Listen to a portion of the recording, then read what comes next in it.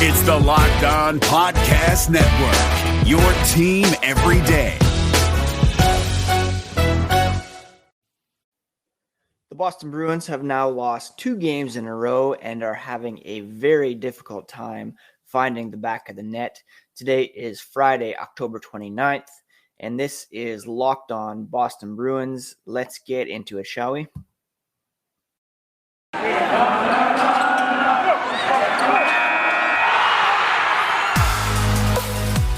You're Locked On Bruins, your daily podcast on the Boston Bruins. Part of the Locked On Podcast Network, your team every day.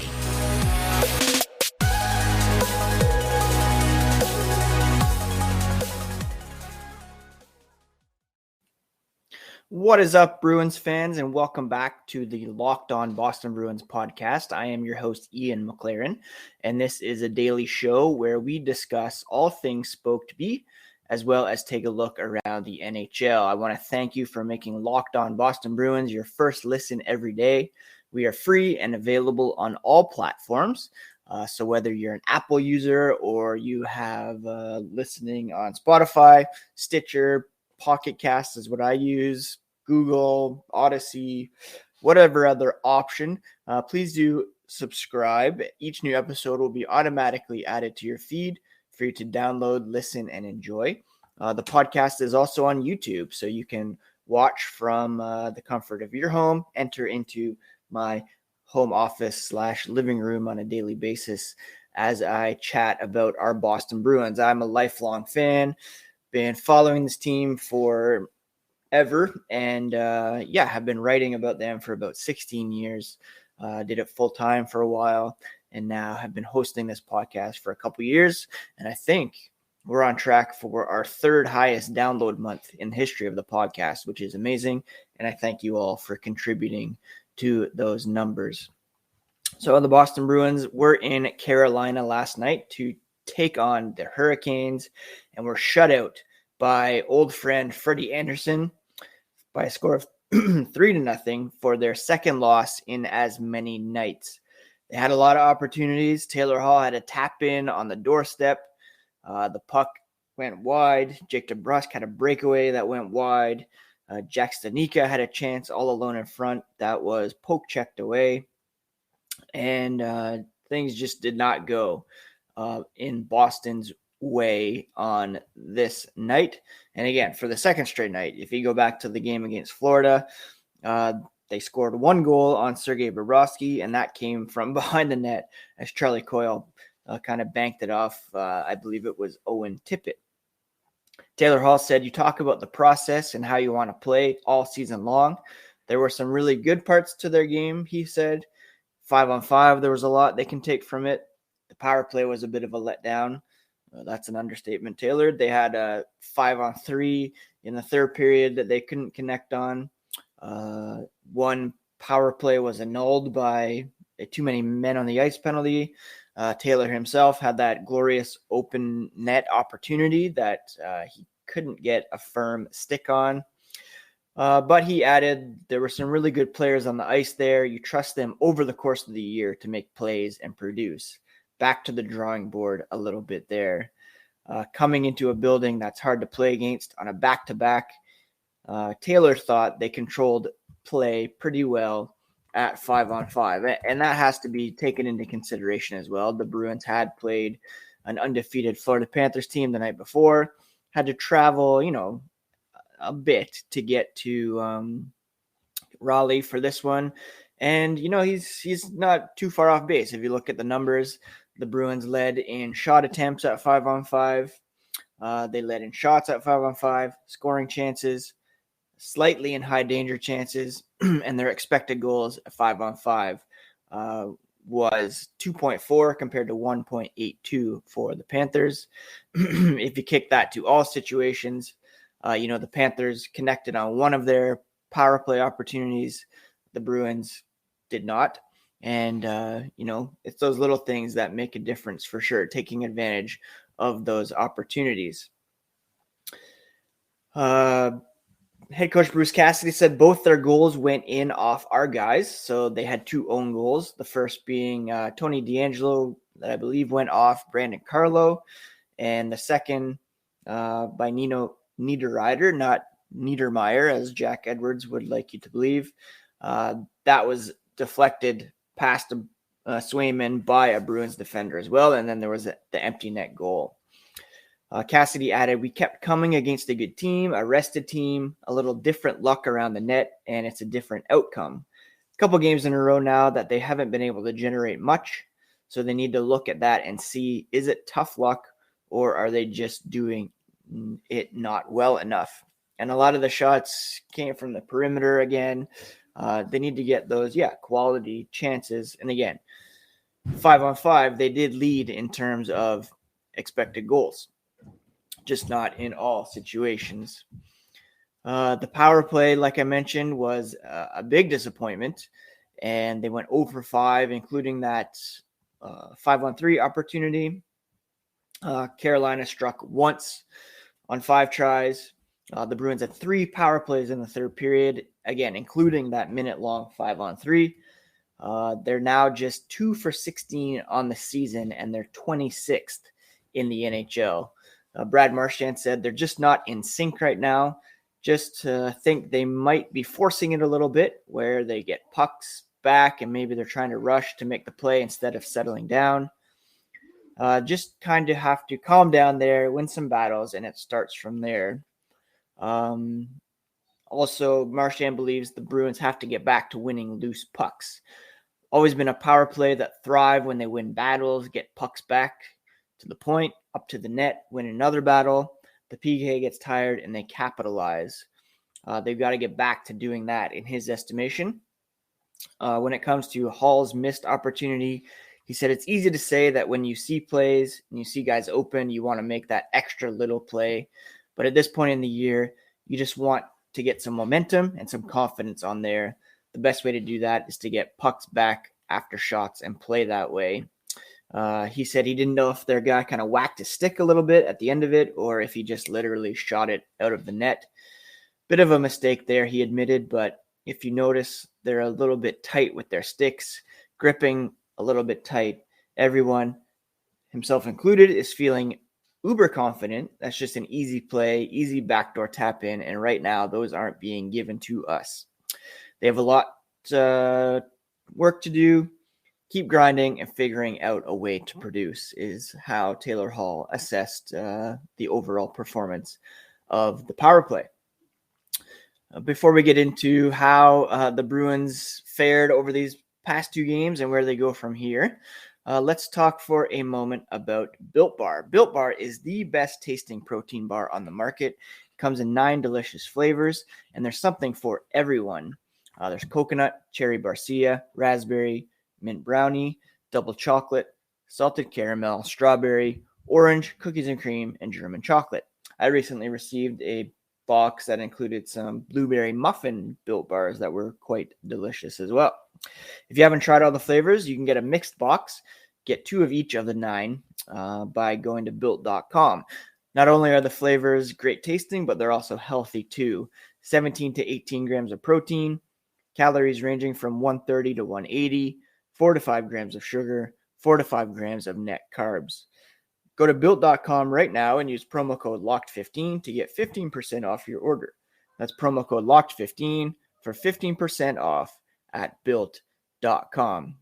David Harrison here, the Locked On Washington Football Team podcast, celebrating with you a 21 grain salute to a less boring sandwich thanks to Dave's Killer Bread. I don't know about you guys, but when I eat pizza, I eat it for the toppings, not the crust. And when I eat a sandwich, it's for what's inside the bread, not for the bread. But when I throw a sandwich on 21 whole grains and seeds, thin sliced bread from Dave's Killer Bread, it is the epitome of addition by subtraction. That thin sliced bread lets me focus on what's inside the sandwich, but also adds to the sandwich with killer taste, killer texture, killer nutrition, a subtle sweetness, and a seed-coated crust. Dave's Killer Bread is America's #1 organic bread for a reason. It tastes so stinking good. Dave's Killer Bread is made with the highest quality organic and non-GMO ingredients and is power-packed with whole grains, fiber, and protein. Visit daveskillerbread.com to learn more and look for Dave's Killer Bread in the bread aisle of your local grocery store. Also want to thank you again for making Locked On Boston Bruins, your first listen every day. Again, we're free and available on all podcast platforms as well as on YouTube. So please do subscribe, like, comment. I really do appreciate the interaction as well as the listenership. It really means a lot. Now, the Bruins, of course, have lost 2 games in a row. They fell to 3-3 on the season. In the context of the Atlantic Division, by way of point percentage, they sit 5th behind Florida, Buffalo, Detroit, and Tampa. Tampa is now 4-3-1. They have 9 points. The Bruins are 3 points back with 2 games in hand. If you look at the points, the Bruins are down in 6th. But again, they have games in hand on both Tampa and Toronto, 2 games there, and then a game in hand on Florida, Buffalo, and Detroit. Always important to look at point percentage that way. Goal differential, they're 6th with a -3 after losing that game. And up next is another meeting with the Florida Panthers. They will host the Panthers on Saturday, and then they'll get a bit of a break after that. We're kind of used to this by now. Many days between Bruins games. They won't play until Thursday against the Detroit Red Wings. Boston, the Panthers and Hurricanes both improved to 7-0 and 6-0 respectively with the wins over the Bruins. But despite those setbacks, the Bruins believe that they held their own in both of those contests. Excuse the sip of coffee there. They're both very good teams, Marchand said. Got to give them credit. We knew they were going to be good coming in. We can play with both of them, he said. There were times within the game where they controlled it, times where the Bruins controlled both games. They just didn't capitalize on their chances. And they got a couple lucky bounces that turned the tide. There are some things they need to continue to work on and get better, and that's all you've got to do with these games, he said. There's a lot of games in a season, and they just have to take what they need to get better, work on it, and go from there. Cassidy said they lost both games, so in the big picture, you are what your record says you are. Yet, he thinks both games were winnable. A little bit of puck luck, you come away with 2 points. He loved their compete. They were ready to play. They were in for a good, solid hockey game, and they got one. Don't think they shied away from any of that. They just did not finish well. There was one lineup change for last night's game. That was Jacobs Borrell subbing in for Connor Clifton. He recorded 4 hits and a shot in 15:03 of ice time. Cassidy said he didn't have a good first period, but he hasn't played. The message to him is he's not a kid. There's an opportunity to grab a spot, so get your game up to speed as it go along. He thought he did better as the game went, and they'll take a closer look at it ahead of Saturday's game against the Florida Panthers.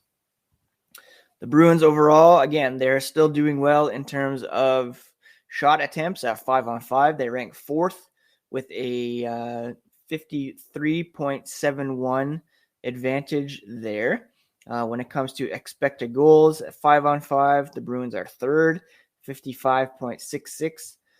They're just not getting the results at the moment, not getting the timely saves per se. And so that is kind of what's hindering them at the moment, but it's not because of poor play that they are losing, just that inability to capitalize on those opportunities. Again, it's still very early, just 6 games into the season. They have plenty of time to figure it out and get going. They maybe need some, help offensively. I kind of mentioned on Twitter last night that I wouldn't mind seeing them make a play for a guy like Dylan Strome, who could definitely be had for cheap from the Chicago Blackhawks at the moment. But they're probably going to stick the course with the guys that they have and see if they can make it work. Stanika started on the second line. He was bumped down to the third or the fourth line by the end of the game. Not sure if Cassidy's just not loving his game or what, but that's how it is at the moment.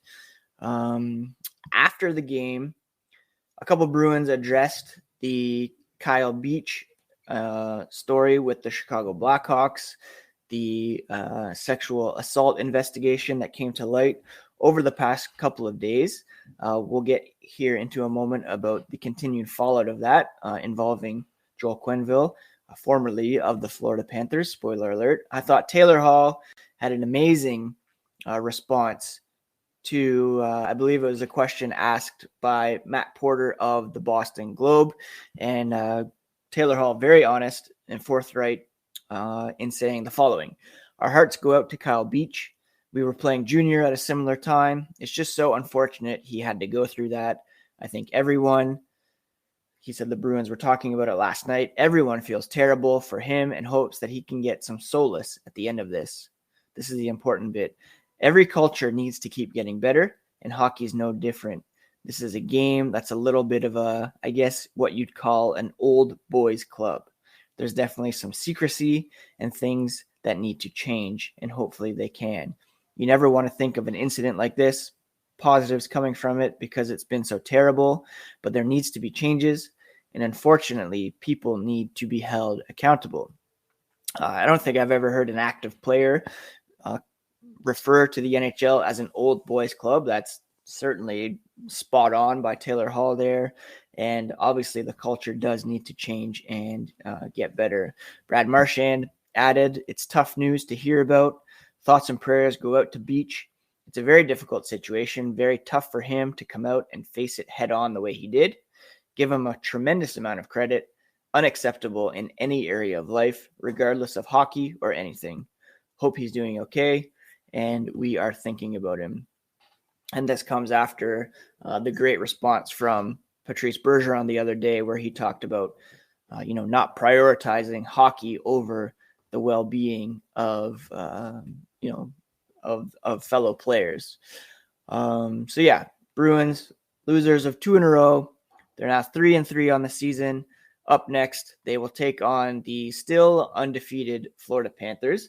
The Panthers do play Friday night against the Detroit Red Wings, so they'll be coming in on the back half of a back-to-back this time, so hopefully the Bruins can take advantage of some tired legs on Saturday night. All right, before we get to some news and notes from around the NHL, a quick word about Bet Online, the fastest and easiest way to bet on all your sports action. They are back and better than ever with a new web interface for the start of hockey, basketball, more props, odds than ever before. They're your number one spot for all football action this season, as well as for the World Series. Head to their new updated desktop or mobile site, sign up today, and receive a 50% welcome bonus on your first deposit by using promo code LOCKEDON at BetOnline, where the game starts. So on Wednesday evening, the Florida Panthers were coached by Joel Quenneville after the investigation details were revealed and after Kyle Beach came forward and identified himself as one of the John Does at the center of that lawsuit. Following a meeting with Gary Bettman on Thursday, Joel Quenneville resigned as head coach of the Florida Panthers. His resignation, means that I saw a lot of people saying, well, he should have been fired. But it's important to remember, if he's fired, he's still entitled to his contract. Whereas if he resigns, he walks away completely. So he's not owed the highest paid salary among all NHL coaches. So that's important. I think it's good that he resigned ultimately instead of being fired for that reason. The Panthers will be coached by former player Andrew Brunette. In the meantime, he takes over as interim head coach. Now, the move is a result of the investigation. Quenneville first told investigators that he heard of the allegations through the media this past summer, but that was clearly not the case. And the Panthers released a statement that his conduct described in the investigation was troubling and inexcusable, adding it stood in direct contrast to their values, although, again, he was still allowed to coach for them on Wednesday. The findings revealed that Quenneville recommended the Blackhawks wait to take action against Brad Aldrich until after the playoffs so as to avoid any unnecessary distractions. and that is clearly terrible. And Gary Bettman, in his statement, did leave the door open for Quenneville to coach again in the NHL, but it will have to go through the commissioner's office if that is the case. So again, Quenneville lied about knowing about it, and he said they should wait on things during the playoffs so as not to be a distraction, clearly prioritizing hockey over humanity. And that's, that's obviously regrettable and disgraceful. Now, Winnipeg Jets general manager Kevin Cheveldayoff will meet with Gary Bettman in the NHL offices today. He was the assistant GM at the time. And, I would assume he'll meet the same fate, although Jets ownership seems to be supportive of him. But wouldn't be surprised if he resigns at the end of the day as well. Now, Kyle Beach released a statement on Twitter expressing gratitude for the outpouring of endless love and support he's received since stepping forward to identify himself as a player allegedly sexually assaulted by Aldrich. He expresses the hope his story would bring about change to promote safety as well as the health and well-being of society as a whole. The NHL is going to implement enhanced training measures, and a third party will be employed to handle the league oversight. Any report of sexual abuse or assault is to be immediately reported to the commissioner's office. Not sure that's the way to go, considering, Taylor Hall, it's an old boys club, and things have a way of being buried, unfortunately. For the moment, Brad Aldrich still has his name on the Stanley Cup, and TSN reports it's up to the Blackhawks to file a petition to the league to have his name removed, and hopefully they do that soon. Should be noted that the Blackhawks are still actively fighting against the lawsuit filed by Beach against them. So, kind of inconsistent there, saying they're sorry, but also trying to get rid of this lawsuit. Finally, another Jack Eichel update. Darren Dreger of TSN reports trade talks regarding Eichel seemed to heat up earlier this week, but they have since cooled down. The Vegas Golden Knights were believed to be at the center of it. And that saga just continues to roll on. I think that's it for today's episode of Locked On Boston Bruins. I hope you have all had a good week. It's been a difficult week in hockey circles, to be sure. Not easy to digest all that took place with regards to Kyle Beach, the Chicago Blackhawks, having to watch, Quenneville coach against the Bruins the other night. That has had a decent resolution up to this point, I guess. And our thoughts and prayers, like Brad Marchand said, continue to go out to Kyle Beach, standing by him, believing him, and hope that he continues to find support and peace from all this and can move on. In terms of the weekend, you may have heard some background noise. It's a PDD around here, so the boys are around. We are, got some hockey going on, watching the Bruins game tomorrow night, and catching up on some shows, doing some yard work perhaps to get the leaves ready for the fall. I hope you all have a nice, peaceful weekend, and that we can enjoy a Bruins win tomorrow night. Not fun to watch this team over the past couple nights, to be sure. Thank you again for making Locked On Bruins your first listen of the day. Go ahead now and make Locked On Fantasy Hockey your second listen. Scott Cullen always has some great advice and tips over there. And we will be back on Monday with another episode of Locked On Boston Bruins, part of the Locked On Podcast Network. You can subscribe on YouTube, be some bonus video content on there, maybe a quick recap following the Panthers game on Saturday. And then we'll be back on Monday to talk about your team every single day here on the Locked On Podcast Network. Take care, friends.